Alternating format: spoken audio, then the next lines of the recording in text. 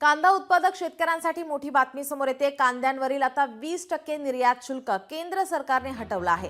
1 April पासून कांद्यांवर निर्यात शुल्क नाही। कांदा उत्पादक शेतकऱ्यांसाठी ही मोठी बातमी, दिलासादायक बातमी आपण पाहतोय। कांद्यांवरील 20% निर्यात शुल्क केंद्र सरकारने हटवलंय। 1 एप्रिल पासून कांद्यांवर निर्यात शुल्क नाही। केंद्र सरकारचा कांदा उत्पादकांना आता मोठा दिलासा देण्यात येतोय। याबाबत मुख्यमंत्री देवेंद्र फडणवीस यांनी एक्सवर पोस्ट करत केंद्र सरकारचे आभार मानले।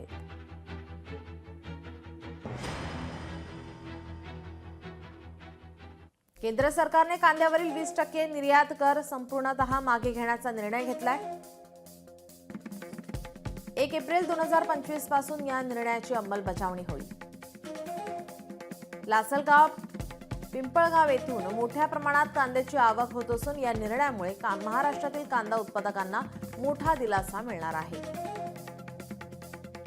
कांदा उत्पादकांना मोठा दिलासा दिल्याबद्दल नरेंद्र मोदी आणि अमित शाह यांचा अत्यंत आभारी आहे, असं ट्विट मुख्यमंत्री देवेंद्र फडणवीस यांनी केलं आहे।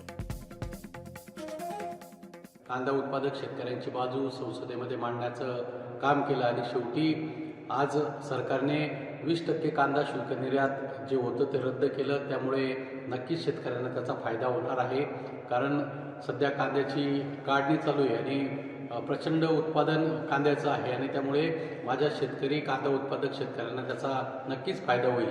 परंतु माझी सरकारला या निमित्ताने विनंती की यापुढे सुद्धा कुठल्याही प्रकारचे निर्यात शुल्क आकारू नये। संसदेच्या अर्थसंकल्पीय अधिवेशनामध्ये demands for grants on agriculture and farmers वेलफेअरवर बोलताना ही आग्रहानं मागणी मी केली होती। याआधी माझे सहकारी दिंडोरीचे खासदार श्री भास्कर भगरे सर यांनी सुद्धा, राजाभाऊ वाजे शिवसेनेचे खासदार यांनी सुद्धा ही सातत्यानं मागणी केली होती आणि या मागणीनुसार कांद्यावरचं 20% निर्यात शुल्क रद्द केल्याबद्दल मी केंद्र सरकारचं मनापासून आभार मानतो आणि हीच अपेक्षा करतो की यापुढील काळातही कांद्याच्या बाबत केंद्र सरकारचं धोरण हे कांदा उत्पादक शेतकऱ्यांच्या हिताचं राहील अशी अपेक्षा व्यक्त करतो। शेतकऱ्यांचं दर दिवशी काही कोटीचं नुकसान होतंय, हे थांबवण्यासाठी आणि कांद्याचे दर वाढण्यासाठी फक्त निर्यात शुल्क हटवून भागणार नाही, तर निर्यातीवर अनुदान देण्याची वेळ आली आहे, तरच जास्तीत जास्त कांदा निर्यात होऊन शेतकऱ्यांना दरवाढीचा फायदा होईल।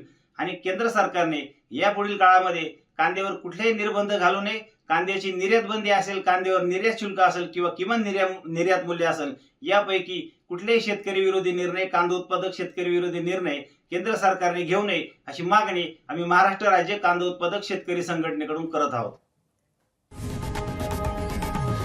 लोकशाही मराठी ऐका, पहा, जागरूक रहा।